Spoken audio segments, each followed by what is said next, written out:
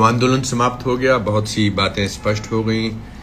ये भी साबित हो गया कि जब छात्र अपनी बात पूरी ईमानदारी और दृढ़ता से रखते हैं तो लोकतंत्र उन्हें सुनता है।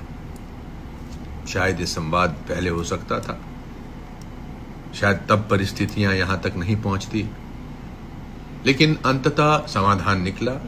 यही लोकतंत्र की सबसे बड़ी शक्ति है। अब समय है कि हम आगे बढ़ें। देश किसी एक आंदोलन पर नहीं रुक सकता। देश को भविष्य की ओर बढ़ना ही होता है। लेकिन इस पूरे घटनाक्रम में एक बात ने हम सबको भीतर तक दुखी किया है। मैं भी सबको नहीं, पर मुझे जरूर किया है। कैमरे के सामने सार्वजनिक मंचों पर जिस तरह से भारत के प्रधानमंत्री श्री नरेंद्र मोदी जी के लिए अपमानजनक और अशोभनीय भाषा का इस्तेमाल किया गया, उसे देखकर मन व्यथित हुआ। ये केवल किसी एक व्यक्ति का प्रश्न नहीं है, ये उस संस्कृति का प्रश्न है जिसे हम आने वाली पीढ़ियों के लिए छोड़कर जाना चाहते हैं।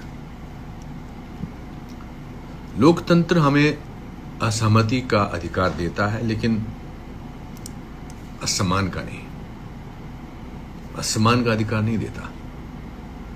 हम किसी भी नेता से असहमत हो सकते हैं, उनकी नीतियों की कठोर से कठोर आलोचना कर सकते हैं, उनसे सवाल पूछ सकते हैं।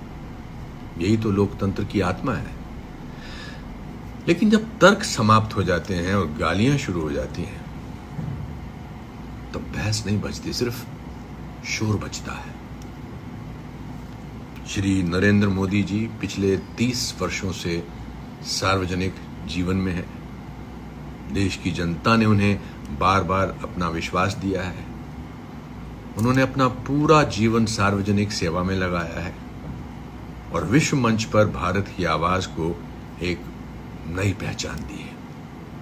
हम उनके हर निर्णय से सहमत हों, ये आवश्यक नहीं, लेकिन किसी भी निर्वाचित प्रधानमंत्री के पद की गरिमा का सम्मान करना मेरा ख्याल से हम सबका दायित्व है। दुख इस बात का नहीं कि उनका विरोध हुआ। लोकतंत्र में विरोध स्वाभाविक है। दुख इस बात का है कि विरोध की भाषा इतनी छोटी हो गई और ये केवल युवाओं तक सीमित नहीं था। हर आयु वर्ग के लोग इस गिरती हुई भाषा का हिस्सा बने। हर जब हम बड़े ही मर्यादा भूल जाएं, तो फिर आने वाली पीढ़ियों से संस्कारों की अपेक्षा कैसे कर सकते हैं?